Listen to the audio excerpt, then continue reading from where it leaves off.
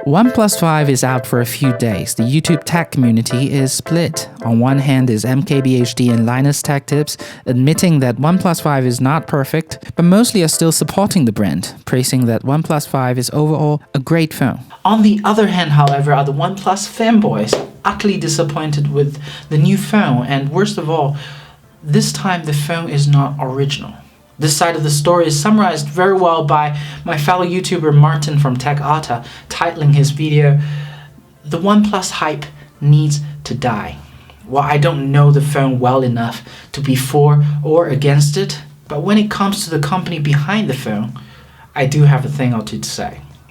So I'm Lei, and let's talk about the origin of OnePlus. First of all, OnePlus and Oppo are the same company. Well, they're not technically the same company, but close enough. Let me explain. Both Oppo and OnePlus were birthed from the Guangdong Oppo Telecommunications company. It started in the 2000s by selling DVDs and MP3 players, along with many other consumer electronics. But in the early 2000s, it was involved in a copyright problem and almost got bankrupted. Immediately after that, it shifted its focus to selling smartphones and got a lot of success. In the year 2013, in the midst of the Xiaomi hype, OnePlus was founded by Pete, who was then still the VP of Oppo. TechAta correctly pointed out that OnePlus has been using Oppo's resources to build its products. These include factories, patents, designers, as well as its channel partners. This is why OnePlus were able to launch its first phone only 6 months after the founding of the company. And for a long time, OnePlus was a wholly owned subsidiary of Oppo under the Guangdong Oppo Telecommunications company. So, if Guangdong Oppo Telecommunications company is the parent, Oppo and OnePlus are his two kids.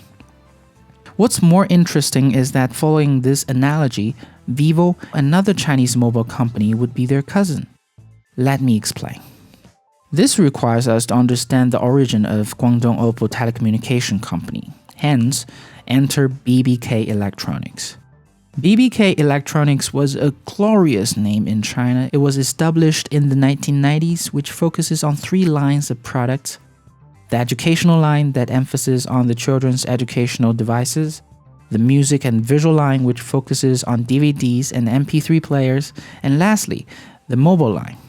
In the year 1999, the company made a decision to disintegrate these 3 lines of products and set up 3 different companies. All 3 companies are separate entities sharing BBK Electronics distribution and marketing channels, but legally not related at all. However, several persons hold shares of all 3 companies. In this sense, it's like BBK Electronics have 3 sons and they all have grown up, so they decided to get out of the house and work on their own, but regardless, they are still brothers. The music and visual line of BBK Electronics later became Guangdong Oppo Telecommunications company, which gave birth to Oppo and OnePlus. The mobile line became what we know today as Vivo phone. My American audiences probably know a lot about OnePlus phone, but in India, all 3 are pretty dominant nowadays. Well, I guess the point I wanted to bring across is that at OnePlus, just like its brother Oppo or Apple or Samsung, is a for-profit company. If it continued to sell its OnePlus 5 at $299, it will simply not make any money. If you want to know how much a premium flagship phone costs, I have another detailed video about it. I'll link it right here. In summary, it's around $220 to make a phone. That's excluding the marketing cost, the operational cost, and the shipping cost. So at the price of $299, OnePlus 5 would not simply make any money. So I guess the point is $479, it's still $200 less than its competitors. So it's a good buy, I guess. You guys should at least give it a shot. Give it a consider. My second point is that when it comes to buying phones, I tend to agree with MKBHD here. The specs in 2017, it doesn't matter anymore. What matters is how good the phone feels in your hand, how much you love the phone. If something quacks like a duck, walks like a duck, then it's a duck. If something feels great in your hand and looks great and you love the Oxygen OS, then OnePlus 5 is still a great phone, especially at the price $200 less than its competitors like Samsung and Apple. Well, thank you guys so much for watching. Subscribe to this channel if you love this video, and I'll see you guys next time. Peace.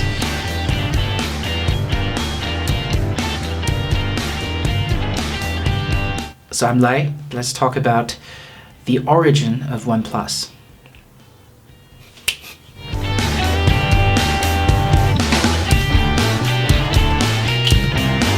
Okay, let's go.